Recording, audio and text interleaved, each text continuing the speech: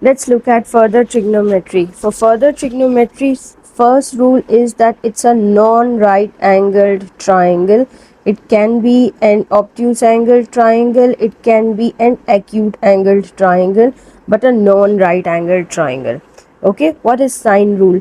First, we need to know that we have to name the sides and the angles. Angles are always named with capital letters and sides are always named with small letters. But how to name which one? The side directly in front of angle A is small a, the one in front of angle B is small b, and the one in front of angle C is small c. Now, what is sine rule? Sine rule suggests A over sine A is equals to B over sine B is equals to C over sine C. Or you can write sine A over A is equals to sine B over B is equals to sine C over C. Both of them are correct. The order does not matter, only in sine rule.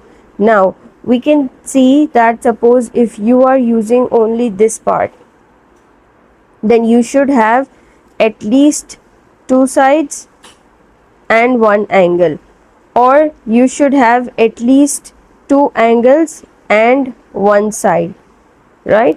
So, and you can use this sine rule if there is such a case. When do we use cos rule?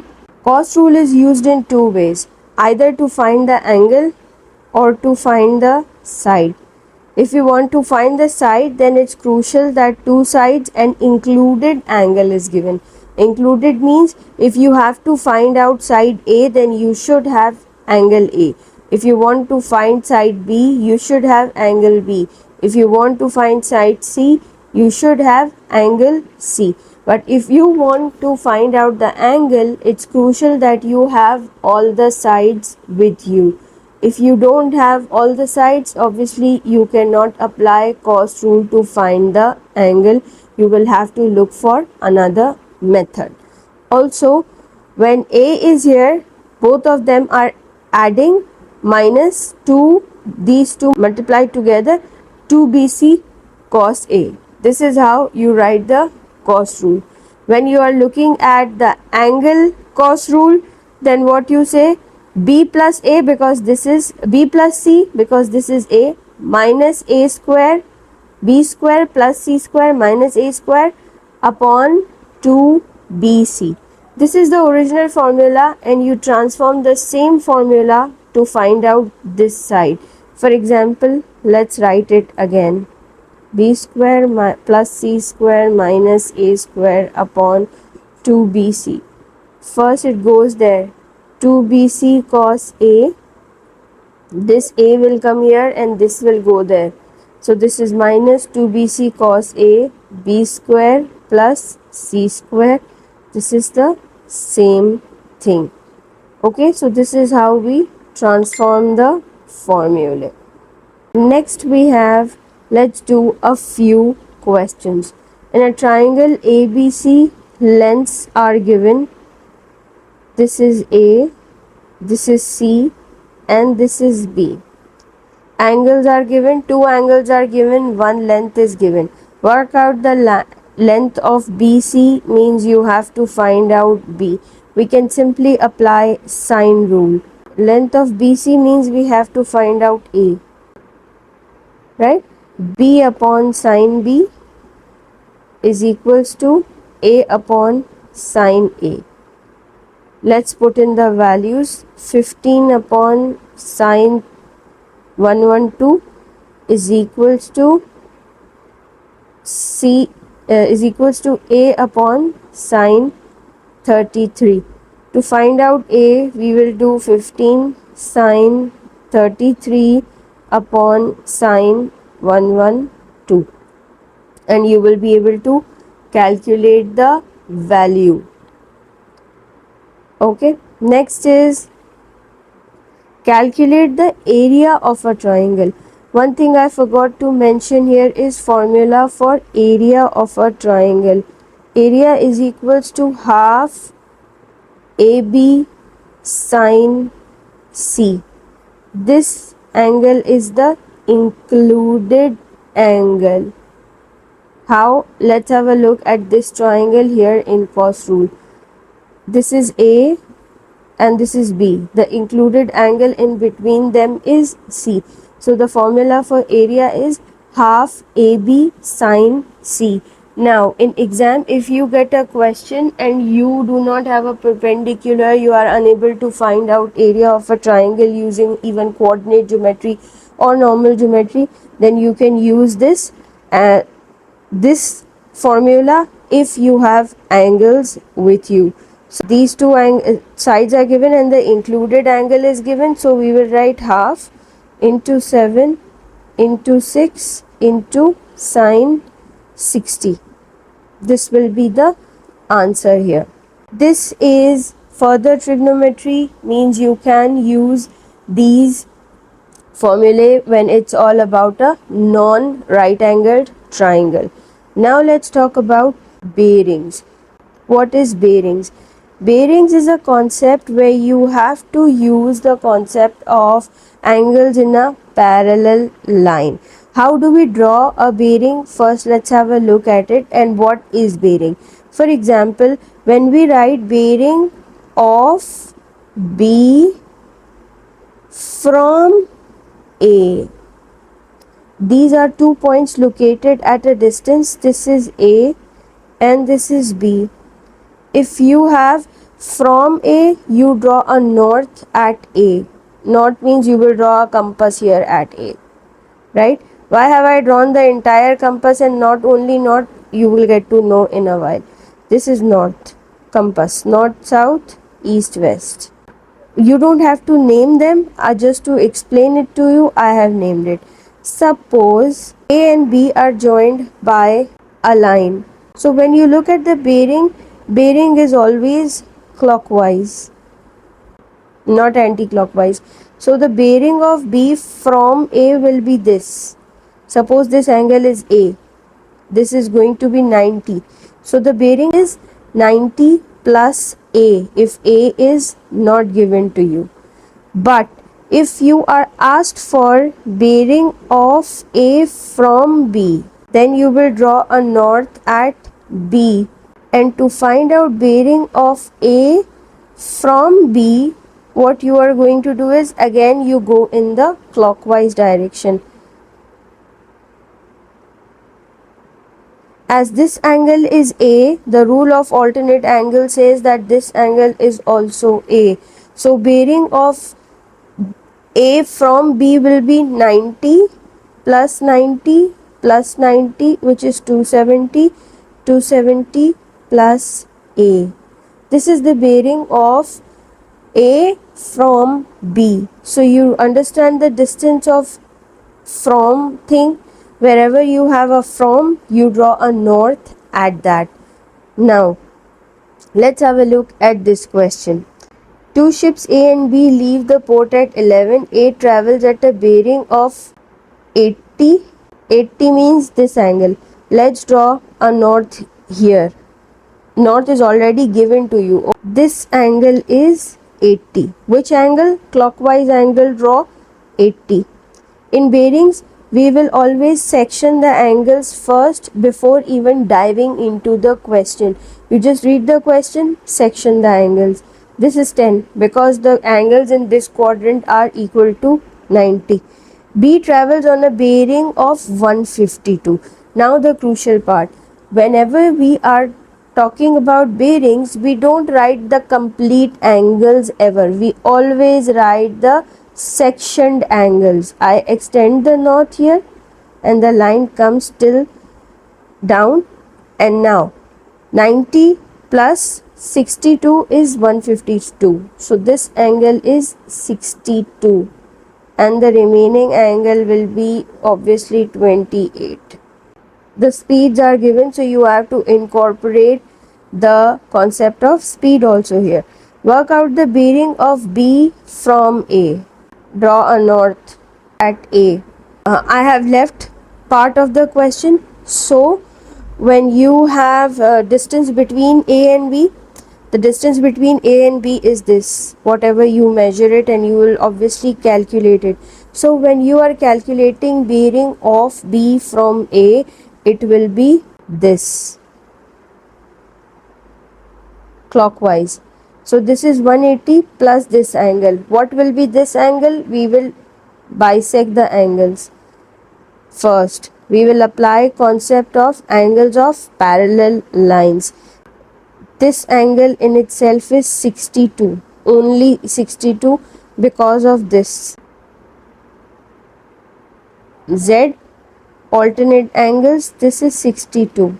We will have to find the angles with the help of trigonometry, right? And then after bisecting all of them, you will be able to know the value of this angle.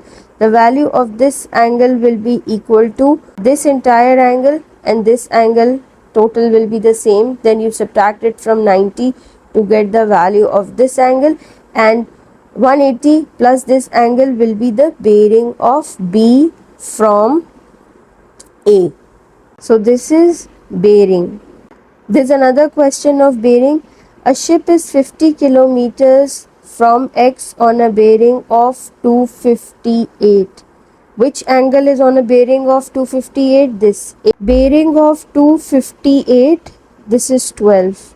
This angle inside is 12 because 270. 258 plus 12 is 270 and the distance is 50 kilometers. Ship B is 44 kilometers from X at a bearing of 312, right? So 360 minus 312 is 48. If this angle is 48, then the angle inside will be 42 because this total angle is 90. This total angle is 90. So the angle inside is 42. Calculate the distance between A and B. You have to calculate this distance, right? You have two sides, you have included angle, you can use cos rule to find out AB. Calculate the bearing of A from B. So first you make a note here. You might be needing other angles as well, right? So if this is 42, then this angle will be 42 and this angle is 48, right? Then you will have to find out angle A and you will have to divide angle A also just like that. This is 12. This entire angle is 78, yes, but this is not included. So we will have to find out A. Suppose A turns out to be 82, right? So this angle will be 70. If this angle is 70, this angle is 70, this angle will be 20. So entire angle becomes 20 plus 48 is 68. This is just an estimate. You will have to calculate it, okay? Bearing of A from B is this 180 plus 20, which is 200. This is all about bearings. Now let's talk about 3D trigonometry. 3D trigonometry is just like you look at your room and these are the corners of your room. These lines are the corners of your room and this is the line joining the wall from the ceiling. Now if you see, this is a right angle here, this is a right angle here, right? And if we draw a line from this opposite corner of the room, opposite corner of one wall to the top, then here is a right angle. After that, if we draw, this is the floor, a line from the floor to the opposite corner here, opposite corner, then there will be a diagonal here. I will make a diagonal here and this will be a right angle here, right? So you will get right angled triangles in 3D trigonometry, and then you will have to apply normal, sine, cos, tan, as well as Pythagoras theorem, and you may have to apply area of the triangle formula somewhere. Now let's do this one. What they have asked for, they have first said DC is equals to 8 centimeters, means this is 8, this is 8, this is 8, and this is 8, because this is a cuboid. AE is equals to 4 centimeter, this is 4, this is 4, this is 4, and this is 4. We don't have to write all the measurements, I'm just explaining it to you. AD is 5, then this is 5, this is 5, this is 5, and this is 5. Now we can see that we have all the measurements. They want you to calculate the length of AG. Okay, AG, for AG what we need is, first we know that this is 4. If you want to find out AG, let's visualize. This is one line from this corner to here. These are the opposite corners. Now you will have to draw a line here joining A and C. This is the diagonal of the rectangle on the floor. So using 5 and 8, you will first calculate the diagonal. Pythagoras theorem, 8 square plus 5 square under root. Now that you have this and you have 4, you can calculate this hypotenuse. How do you calculate this hypotenuse? Under root 8 square plus 5 square plus 4 square. This will be the value of AG, and correct to 3 significant figures. Let's do one more question. This one says AB is equals to 5, AE is equals to 6, and AG is equals to 12. AG means this is equals to 12. I have to find out the length of AD. Okay, if I find out this, I will be able to find AD. As this is 6, this is also 6, this is 12. Applying Pythagoras, I can find AC. I can find AC, which will be 12 square minus 6 square under root. Right? When I have AC and I have 5, this 5, then I can find out this.